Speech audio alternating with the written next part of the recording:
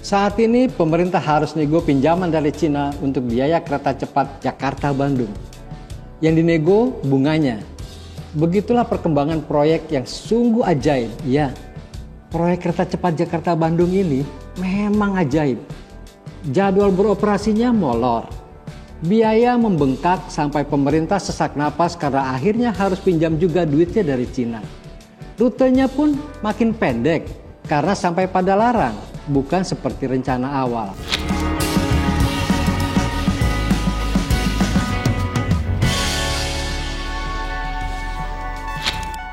Jadi, kalau naik kereta cepat ke Bandung dari Jakarta, ya harus nyambung dari Padalarang, wilayah penyangga kota Bandung. Akhirnya sih, jadi nggak cepet-cepet juga, tapi yang pasti mahal. Kecuali dari Padalarang kalau mau cepat numpang drone ke Bandung. Keajaiban kedua dari proyek kereta cepat yang berkongsi dengan Cina ini ada di biaya. Waktu ngalahin Jepang yang menawarkan harga 94 triliun, Cina kasih proposal sekitar 77 triliun. Tapi itu tahun 2015, maka pemerintah pun sesumbar.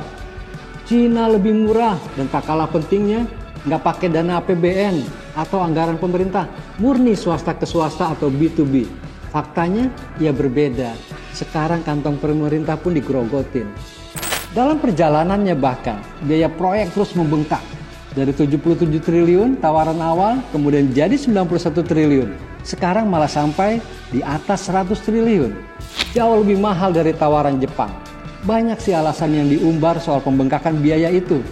Tapi ya basi lah. Terakhir, biaya proyek jadi sekitar 110 triliun. Apesnya, pemerintah harus ikut nanggung. Dana pun harus dikucurkan dari APBN. Jadi bukan lagi swasta ke swasta seperti janji awal.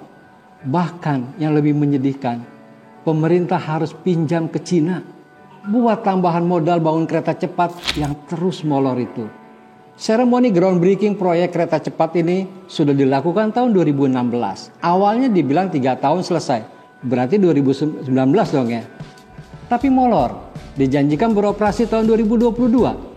Masih molor lagi. Mungkin talinya udah mulai kendor. Akhirnya keluar janji baru. Selesai Juni tahun 2023. Coba kita lihat buktinya nanti. Kalau melihat perjalanannya, proyek kereta cepat yang digarap kontraktor Cina ini sungguh ajaib. Yang dapat proyek Cina. Pemerintah Indonesia yang awalnya nggak ikut-ikut soal pembiayaan, akhirnya harus menyuntik modal ke proyek pakai dana APBN. Bahkan buat tambah modal harus utang pula dari Cina. Pada akhirnya semua rencana awal kacau balau. Dari biaya, jadwal operasi, rute, sampai soal keterlibatan anggaran pemerintah.